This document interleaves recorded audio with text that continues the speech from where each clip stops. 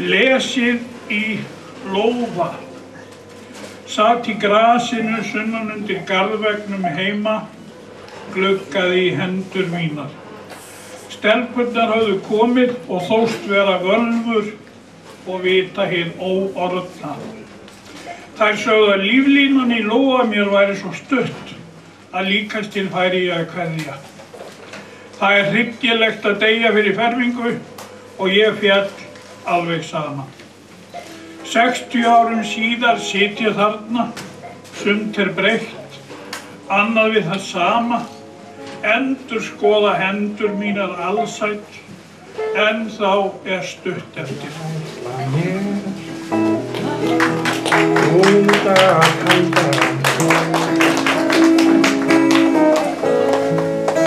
Örlögin valda því mörgum á ég greiða að gjalda.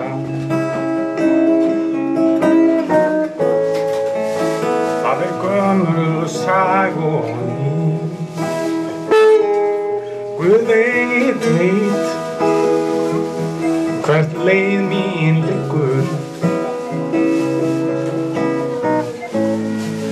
Lífið svo flókið er, oft ég er í hjarta hryggur, en ég harka samt að mér. Hamingju með bókina. Já, takk. Þetta eru falleg ljóð. Hvernig er að heyra þau lifna við í tónlist hjá sonum þínum? Mér finnst það óskaplega gaman. Já. Hvað er það sem að þú ert helst að yrkja? Ég yrkja nú náttúruna og sálarlífið þessi texta sem þeir eru með strákarnir. Ég hef nú gert þá bara fyrir þá, sko. Bara við lögin þeirra.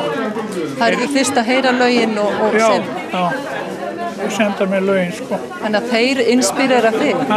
Þeir inspirera þig? Já, þeim finnst miklu þægilega að sko fá að gera þetta fyrst. Já, það má alveg segja það. En fuglar eru þér hugleiknir, heyri ég? Já. Hvernig stendur á því? Ég veit ekki, mér finnst það bara fallega verur. Frjálsir og fallegir.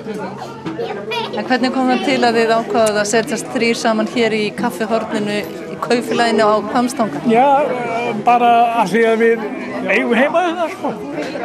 Við eigum heima hérna við Ásgeir og Steini nú aldrei átt heima. Og svo er sagt að ef það fáist ekki í Kaupfélaginu þá hafi maður ekkert með að gera. Nei, þetta er góður staður mér að maður eigi ekki að hlaupa fram hjá sínum heimaslóðum.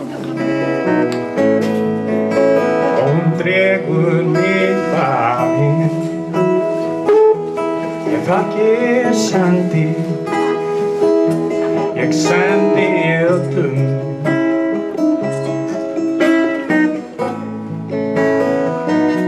Þetta er kveðja mín, ég mun ganga á þessum vegi.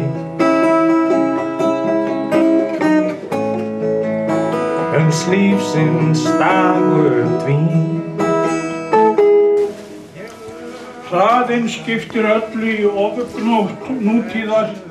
Fólk fer á hundavaði yfir markaðstorgið, skannar það helsta, tekur dýrar ákvarðanir út frá litlum sýnishornum.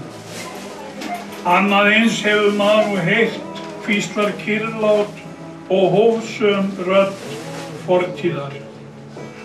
Til þess að verða ástfanginn þurfti Kormákur skáld Ögmundarson ekki að sjá annað af steingerði en fæturna niður undan millihleranum.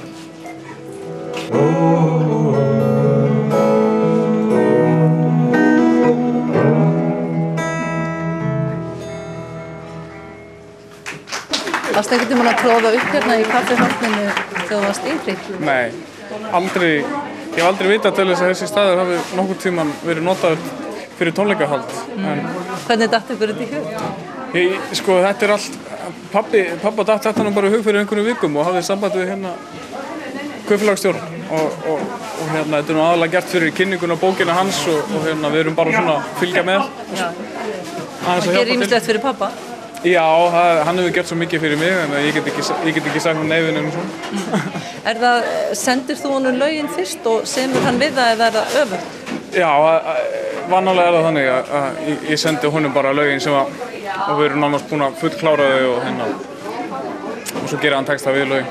En þessi nýja bók, ertu búin að pikka upp eitthvað ljóð sem þið langar mikið að semja lag við? Ekki ennþá sko, en ég er mikið búin að vera að hugsa það sko. Svona kannski fyrir næstu plötu eða eitthvað, að reyna að nota eitthvað ljóð úr nýju bókinu. Hann var að segja mér að hann er svo hrifinn af fuglum, en það má heyra það á mörgum ljóðana. Já. Deilir þú þeim áhuga með honum? Já, einhverju leyti myndi ég segja það. Kannski ekki sem einhvers konar fuglasérfræðingur eða fuglaskoðari, en ég er með fuglatattu hérna og hérna uglutattu. Mikið af uglum hérna í sveitinni líka, þannig að við hérna, mér fannst það alltaf rosa spennandi þegar ég var yngri, allavega. Já. Einhverjar fallegar taugar til Hvammstanga alltaf? Já, algjörlega. Þetta er náttúrulega bara mín heima sveit hérna og ólst mestu leiti upp hérna á Hvammstanga sko. Og þótt ég átti heima hérna á Laugarbakka sem er rétt hjá. En maður reytir mestum tímanum hérna sko. Þannig að það eru margir til þess að heilsa núna þegar þú kemur? Já, sennilega. Og aðdáendurnir er alveg niður bara 2-3 ára að sjá því? Já, mér sýnist það. Bara gaman? Já.